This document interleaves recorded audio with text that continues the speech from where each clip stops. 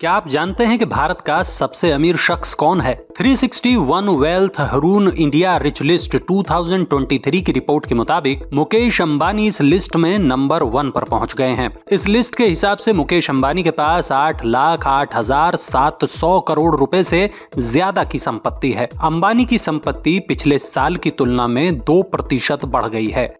हालांकि इसी लिस्ट के हिसाब से गौतम अडानी अब दूसरे नंबर पर हैं। उनकी संपत्ति अब 4,74,000 करोड़ है।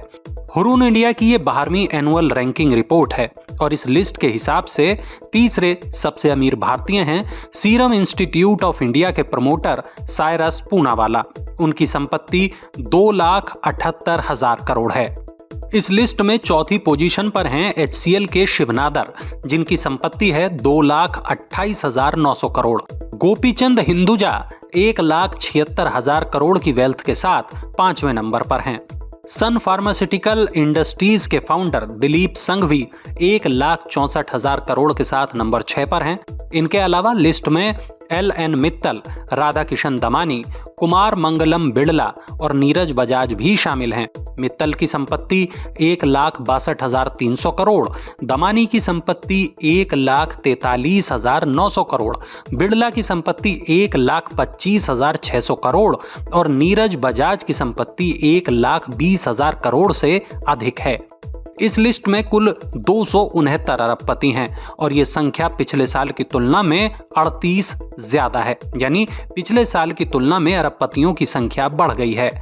जेप्टो के फाउंडर कैवल्य वोहरा की उम्र केवल 20 साल है और वो इस लिस्ट में सबसे कम उम्र के बिलियनियर हैं।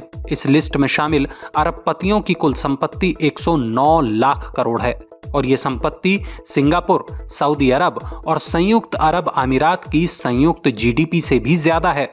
हुरून इंडिया रिच लिस्ट 2023 के अनुसार एडुटेक प्लेटफॉर्म बायजू के बायजू रविंद्रन सबसे अमीर व्यक्तियों की इस लिस्ट से बाहर हो गए हैं। इससे पहले साल 2022 की फोर्ब्स की लिस्ट में गौतम अडानी 150 अरब डॉलर के साथ नंबर 1 पर थे। वहीं 88 अरब डॉलर के साथ मुकेश अंबानी नंबर 2 पर थे। 27.6 अरब डॉलर के साथ राधाकिशन दमानी नंबर 3 पर थे।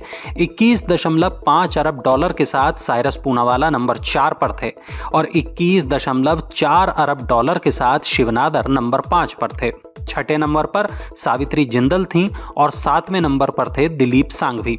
8वें नंबर पर हिंदुजा ब्रदर्स थे और 9वें स्थान पर थे कुमार मंगलम बिड़ला।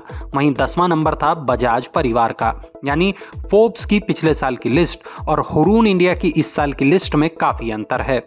हो सकता है अगले साल लिस्ट में और भी कोई नया अंतर आ जाए। आपको क्या लगता है? कमेंट में जरूर बताइएगा।